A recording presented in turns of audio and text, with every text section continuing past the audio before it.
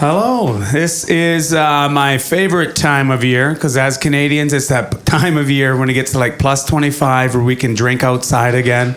Like as all Canadians, as soon as it's hot, it's like, oh my God, it's hot. We can drink outside!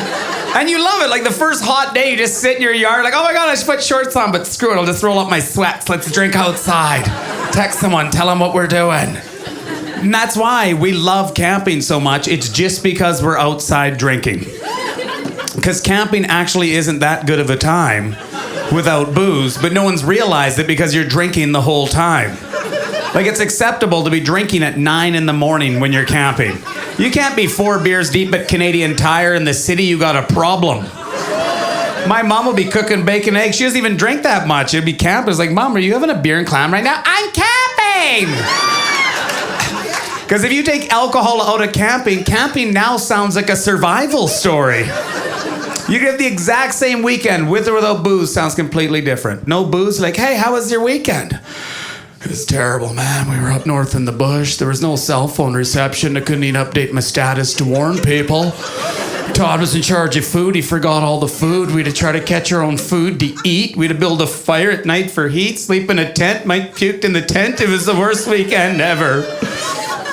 You had booze to the exact same weekend? Like, hey, how was your weekend? Oh, it's awesome, man. We're up north in the bush. There's no cell phone reception, which is deadly because Jeff's old lady can't get a hold of him. He's like old school Jeff, drinking all day, pedal down. Todd's in charge of food. He forgot all the food. Didn't matter because we're on the boat fishing all day, ripping lips. Had a big fish fry. Unreal. Big bonfire at night. Good stories. Mike puked in the tent. Best weekend all summer. Yeah, probably gonna throw away that tent anyways. There's no way it's gonna fit back in that bag, seriously. Canadian Tire just thought I'm gonna vacuum pack this tent back in here. And what a comforting sleep that is too, to be sleeping in a tent. It's so good you got a piece of nylon up between you and wildlife. Like a bear can't crack that case. What's this? Nylon, move on, these razor blades, we'll never get through that. And I'm from Sask. We go to Waskasiu. We got one national park. That's the one lake we go to. And national park, they'll let you know when you come in. The guy's like, okay, make sure to put all your coolers away. And instantly I was like, oh yeah, kids are stealing beers, eh? It's like, no, bears. And I was like, oh, I used to steal beers as a kid. And then I was like, oh, I didn't even care. I was like, I can run faster than a bear. And he's like, no, bears are faster. And he goes, but they're faster than you. And I was like, no, I don't think so. He's like, they're faster than a galloping horse. I was like, okay, yeah, I can't outrun a bear. And he's like, run down a hill. I was like, okay, is that a Saskatchewan joke? And there's no luxury in camping either. No one takes anything nice camping. You take the crappiest things from your household. Like my wife is over my shoulder guarding me. I'm going to get a pillow off the bed. She's like, no, not that. No, no. I was like, well, you have 42 pillows on the bed. I can't have one. It's like, no, you can have the one downstairs on the Chesterfield. I was like, did you just say Chesterfield? You mean the pillow that's so thin we call it the Kleenex pillow? You gotta fold it 14 times to get a little bit of cushion? Like, that's great. It's like, yeah, you can just fold it up and put it in your pocket. It'll be perfect. It's like, okay. Went to get a frying pan for the fish fry and I go to grab it. No, not that. Keep digging at the not right at the yeah, that one. The one with no handle that everything sticks to it. It's just terrible for cooking. That's the camping frying pan.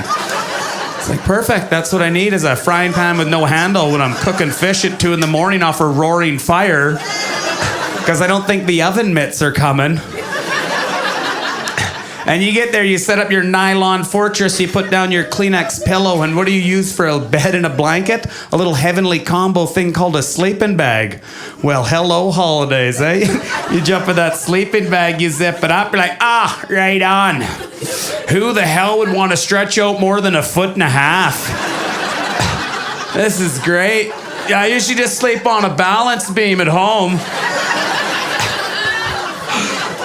Mosquito lads on your face, you can't even get a hand out to slap it. It's like you're in a straitjacket, you just resort to trying to blow it off. Like, no, stinger's in, too deep, right on. Itchy eyebrow tomorrow. You ever try to roll over the sleeping bag? That's not an easy chore. You gotta dislocate one shoulder, get one foot coming over at a time, and then when you do roll over, it's like, what was that? Oh, cold zipper. Thought that was a bear's wet nose waking me up. Oh, and then what a lovely smell you get in that tent when you wake up. 4 or 5 people sleeping in a tent that have had a few drinks the night before. That's a dynamite smell. And just in case that smell isn't quite bad enough, why don't we get the sun to come up at about 4:30 a.m. and cook it for a little while too. But nobody realizes the smell right when you wake up. You've been in it all night. You're used to it. Doesn't even faze you. You wake up like, oh my God, I gotta pee. You unzip that tent, come strutting out. That's a lie. No one comes strutting out of a tent. You maybe put on one flip-flop, take a piss over to the side like, oh. You guys, don't take a left when you come out of the tent. You go to pop your head in that tent, it's like a heat wave of stink punching you in the face. Like, oh my God. Oh my God, that's... But it's different than drink puking if you've ever drank too much, because that puking is always preceded with 2 minutes of spitting first. You've drank too much, it's who ordered Jägermeister? Seriously? And then you get that long hangy spit you can't get rid of. You gotta try to shake it off. You gotta cut it off with your finger. Now it's hanging out over here. You got a game of double dutch going on.